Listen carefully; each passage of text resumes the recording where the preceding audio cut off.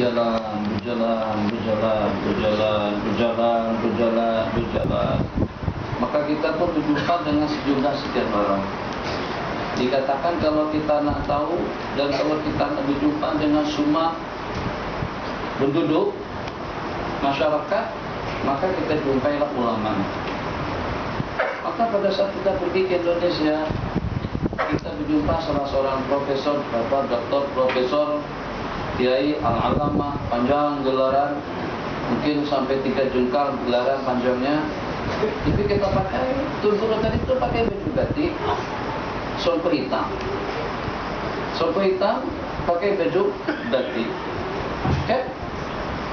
Pada saat kita berkunjung ke Malaysia, jalan, kita pun berjumpa dengan Datuk-Datuk Mufti. Kita jumpai mereka pun juga mengenakan songkok hitam dan juga dengan baju Melayu, seluar dengan baju Melayu dan juga samping di tengah. Masa kita pergi ke Mekah, kita jumpa ulama-ulama Mekah memakai miswah, baju kelelawar. Jadi kita sebagai rakyat biasa, mesti kita akan kebingungan. Pakaian yang lebih elok, pakaian yang paling baik, pakaian yang ada nilai ibadahnya, yang ada nilai sunnahnya, yang ada nilai kedua-nya kepada Sayyiduna Rasulullah SAW. Itu pakaian yang dipakai oleh siapa? Jadi mungkin saja dari sejumlah misal yang saya sebutkan tadi, mungkin itu kena pakaian jawatan, mungkin itu kena pakaian tradisional, mungkin itu kena kedaerahan, mungkin kena kesukuan. Tidak ada jenis-jenis pakaian, cara makan, gaya hidup, bersolek, berdanda, makan minum, tidur, ataupun juga pada waktu kita bangun, makan dan minum, rehat dan berjaga. Itu tidak ada suatu qudwah dan juga suatu panduan yang kalau pada saat dengan kita mencontohinya, yang kalau pada saat dengan kita melaksanakannya, berarti dengan kita memang betul-betul terpilih dan memilih yang terbaik daripada segala-galanya.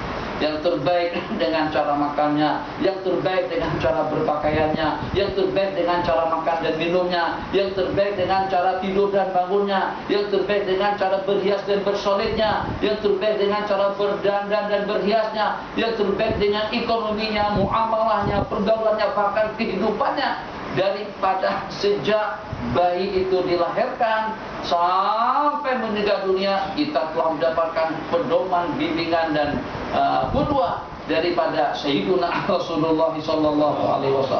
Macam ini kalau pada waktu dia masih kanak-kanak, macam ini kalau pada waktu kita nak bagi nama, macam ini kalau kita nak mentarbiyah dan mendidiknya, macam ini kalau pada waktu dia sudah dewasa. Kalau pada waktu masa berusia 10 tahun, fariqu bainahum fil madaji'. Kalau pada masa usia 7 tahun, muru abnakum bisalati disafin. Semuanya jenjang usia dan juga jenjang umur daripada seseorang, bahkan sebelum kita dilahirkan, kita sudah mendapatkan pedoman dan bimbingan daripada ihsan yang dengan kita tidak meragukannya lagi.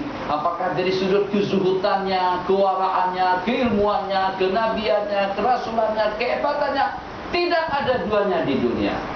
Jadi kata Sayyidina Anas bin Malik radhiyallahu ta'ala anhu, saat ketika Nabi kita datang berkunjung ke Madinah, hari pertama Nabi kita sampai ke sana, adha'at lahu kullu syai', adha'at lahu kullu syai', semuanya menjadi bercahaya, terang benderang dengan kunjungan atau dengan hijrah Al-Habibil Mustafa Rasulullah sallallahu alaihi wasallam.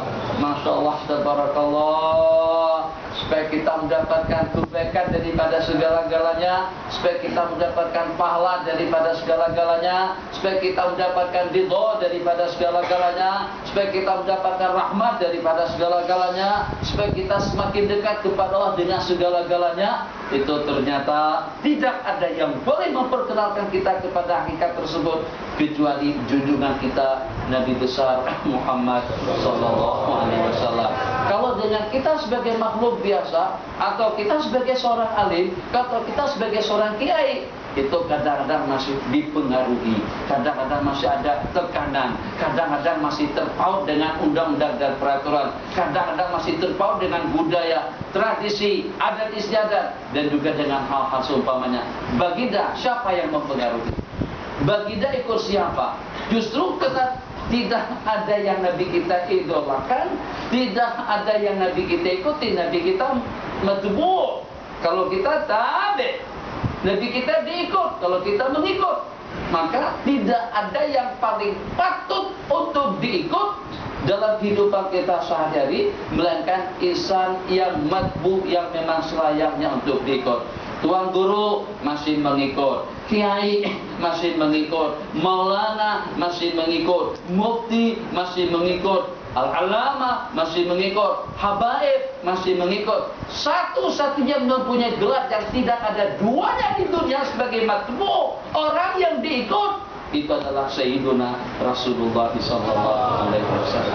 Maka itu sebagaimana saya katakan, kalau dengan kita mengikut kepada orang yang mengikut, maka akan dipengaruhi dengan budayanya, tradisi hidupnya, kebiasaannya. Karena kita mengikut dengan yang mengikut, kita mengikut dengan orang yang diikut. Begitu kan bahasanya? Ikuti insan yang patut untuk diikut, bukan mengikut orang yang mengikut. Kalau kita masih mengikut kepada orang yang mengikut, itu banyak hal-hal yang boleh mempengaruhi dalam kehidupannya.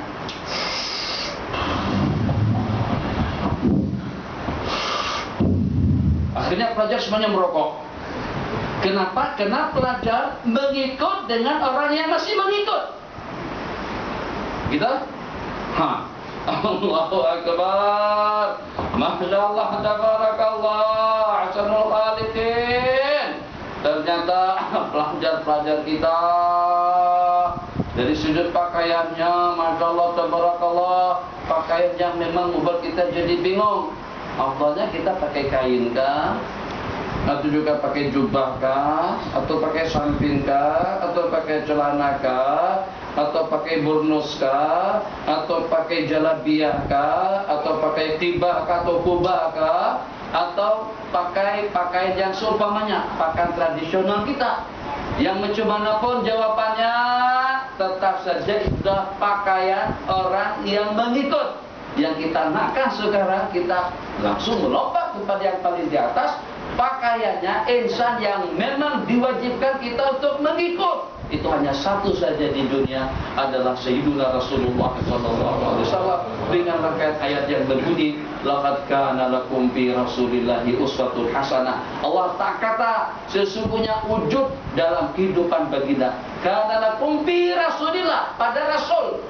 Bukan mata, bukan tangan, bukan hidung, bukan kaki, bukan pakaian, bukan minuman, bukan itu, tidak. Fi Rasulullah berarti semuanya, dari atas sampai ke bawah. Apapun, apakah pada tu Nabi kita berehat, apakah pada tu kita bertunggangan, dadak, apakah pada tu kita ketandas, makan minum dengan istri, dengan keluarga, dengan masyarakat, sebagai panglima perang, sebagai imam, sebagai qaudi, sebagai apa saja.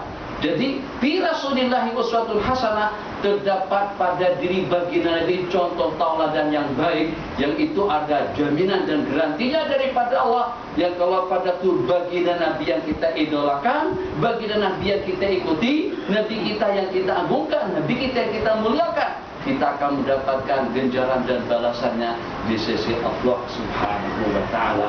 Tapi kalau pada saat dengan kita mengikuti gaya hidup siapa saja di dunia, lebih lagi gaya kehidupan binatang-binatang pelem, waliyadzubillah, atau dengan atlet, dengan artis, dengan seniman, jaminannya tidak ada, ayatnya tidak ada, hadisnya juga tidak ada, dan kepastian kita akan beruntung atau tidaknya pun juga tidak ada. Kenapa itu yang kita idolakan? Jadi supaya kita tidak rongsing, tidak bingung, tidak bingung untuk memastikan macam mana yang sebenarnya, macam mana secara sunnahnya, bagaimana yang sebaiknya. Jangan kita melihat perbedaan tamadun, budaya, adat istiadat dan takalidul hayat, akan tapi dengan kita langsung melihat kehidupan Sayyidul Awwalin wal Akhirin. Nanti kita kalau duduk, kalau menyandar di dua, mungkin kita letakkan siku macam ni, mungkin juga kita letakkan siku ke sebelah kiri. Kalau nanti kita duduk menyandar, nanti kita akan letakkan siku beliau yang ke sebelah kiri. Santai begitu. kebetulan. Jadi santai macam itu. Jadi kita duduk santai, menyandarkan kursi, dua tempat letakkan tangannya namanya musnad. Itu kalau pada Nabi kita duduk. Kalau pada Nabi kita mengisyarat, tuh yang di sana asyara bi kila atau asyara bi asabi'i atau biyadihi. Nabi kita tidak pernah mengisyarat dengan telunjuk. Coba yang di sana tuh coba dipikirin dulu, enggak. Coba yang di situ tuh yang di sana mengisyarat dengan 5 jari tangan. Kita biasanya gunakan satu saja. Isyarat Nabi kita dengan kelima-limanya. Wa idza tafat biqoleh. Dan Nabi kita menoleh dengan seluruh badan. Nur. Her, ada fatwa majid, seperti itu. Jadi tidak pernah menoleh. Ya Rasulullah, awak nak tanya apa? Nabi kita akan langsung. Jadi betul-betul memberikan penghormatan dan penghargaan. Dari mana datangnya suara, ke sana Nabi kita menghadap. Jadi macam mana Nabi kita tidak disukai oleh semua orang. Apakah itu orang-orang koprat, orang-orang kaya, orang-orang miskin yang berada tidak ada bedanya. Lapisan masyarakat menyukai, mencintai, menaruhkan mahabbah baginda Nabi di dalam kalbu mereka. Itu pada urutan yang paling di atas. Jadi bukan hanya setakat Nabi kita perintahkan dan juga Allah wajibkan untuk kita menteladani, mencontohi kehidupan baginda Rasulullah SAW. Justru memang itu yang sudah subati dalam kehidupan para sahabat. Ini kepahaman para sahabat yang bijak, yang cerdik dan cerdas. Masya Allah, tabarakallah. Tidak ada yang patut untuk kita idolakan, tidak ada yang patut untuk kita ikuti, tidak ada yang patut untuk kita berkorban demi untuk kita mempertahankan dan memasyarakatkannya daripada hayatuhu, syakhsiyatuhu, kepribadian kehidupan Sayyiduna Rasulullah sallallahu alaihi wasallam. Ceramah yang begini ini dia ada tambahannya sedikit.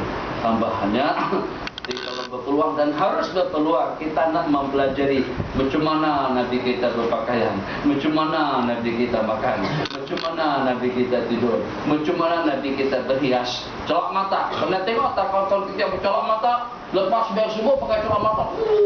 Masya Allah, tebal sekali.